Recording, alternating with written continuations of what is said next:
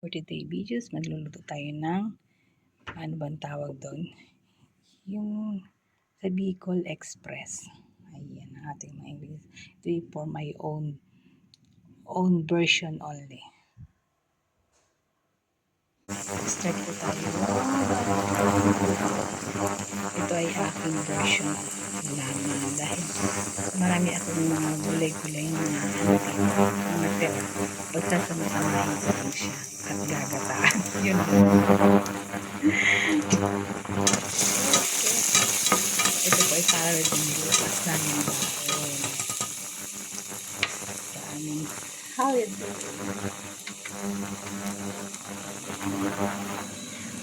Fry tayo ng bawang.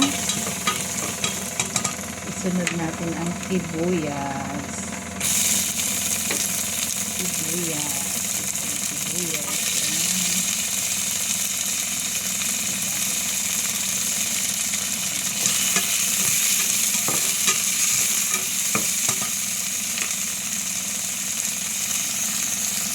Sundan natin ang ating minarinate na karne ng baboy. Ito minarinate ko ng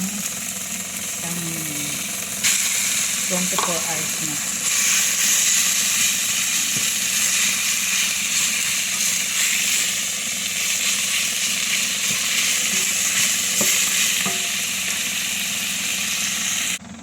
Ayan, takpan natin ang ating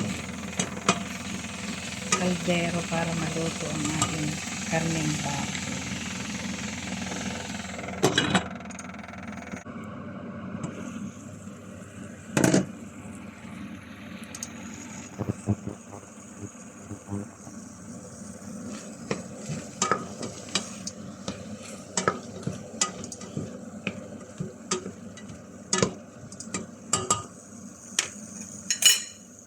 Lagyan na natin ang ating sitaw.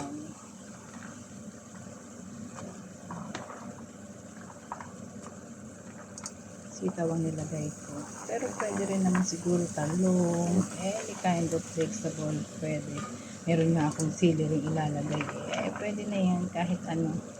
Basta magiging lasa.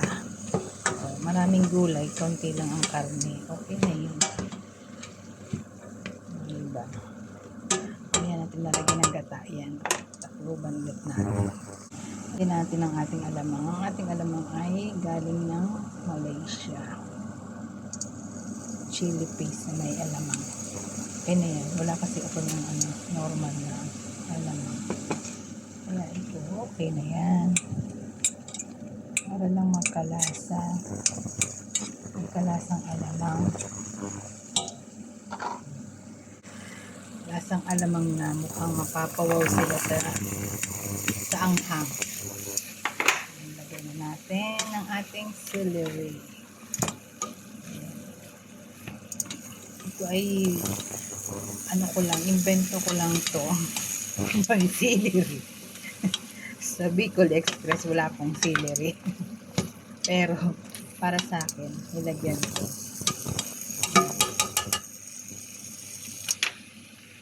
Lagyan na natin ang ating sili.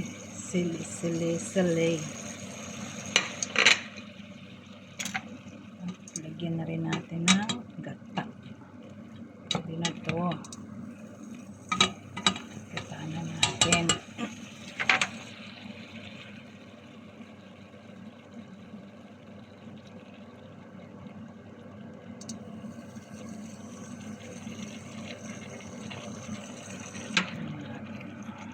At ayan na po ang aking Bicol Express. My own version.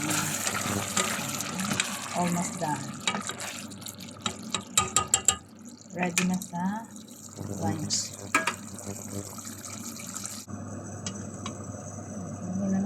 Lagyan na natin sa mangkok. At ready to eat na yan.